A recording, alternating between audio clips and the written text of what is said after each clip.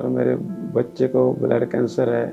उसकी छोटी सी उम्र में मेडिसिन देखकर बहुत दुःख लगता है सर। रोने को भी दिल करता है जब उसको मेडिसिन लगती है सर। मेरे बेटे की उम्र सिर्फ 2 साल है। डॉक्टरों ने उसे अर्जेंट बोन मैरो ट्रांसप्लांट करने के लिए कहा है। अगर नहीं करवाएंगे तो बच्चे की जान भी जा सकती है सर। बच्चे का दर्द सहा नहीं जाता सर।